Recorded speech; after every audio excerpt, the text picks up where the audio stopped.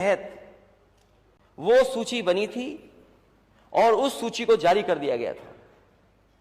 लेकिन कुछ अधिकारी और सरकार क्योंकि नई आ गई थी, तो उस सरकार ने कहा कि नहीं, ये पुरानी आरक्षण व्यवस्था नहीं लागू होगी, नई आरक्षण व्यवस्था लागू होगी। और जब नई आरक्षण व्यवस्था लागू के तहत वो सूची जारी की गई, तो 1700 नौजवान जो पिछड़े थे, दलित थे, उन्हें नौकरी से बाहर निकाल दिया गया था। उनकी भर्ती जनरल में हो गई थी और उन्हें नौकरी से बाहर निकाल दिया गया, ये कहकर के कि अब नई आरक्षण व्यवस्था लागू हो गई।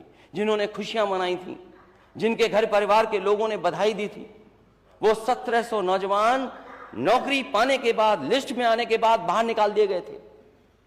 जब से ये नई व्यवस्था लागू हुई है आरक्षण की, जो मूल भावना थी मंडल कमीशन से, उससे हम डाइवर्ट हुए हैं।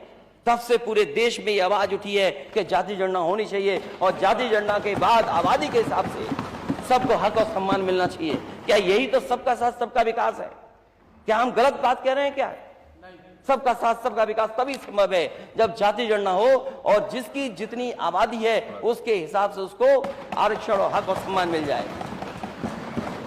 क्योंकि सरकार में रहना है, इसलिए विरोध करना जरूरी है। सरकार में क्योंकि लॉलीपॉप मिल गई है, कुछ केक पेस्ट्री भी खा रहे होंगे, लड्डू भी खा रहे होंगे सरकार के, इसलिए सरकार के खड़े रहना है। और कुछ लोग तो फिल इन द ब्लैंक्स हैं सरकार के, रिक्त स्थान भरो, फिल इन द ब्लैंक्स हैं कुछ लोग। आप पूछ लीजिए जो भी नेता सदन है, हालांकि वो इंजीनियर हैं। मैं आपसे कहूंगा, नेता दूसरे दल के हैं, अध्यक्ष महोदय, उन 1700 बच्चों को निकाल के बुलाइए कि क्या उनके साथ गुजरा।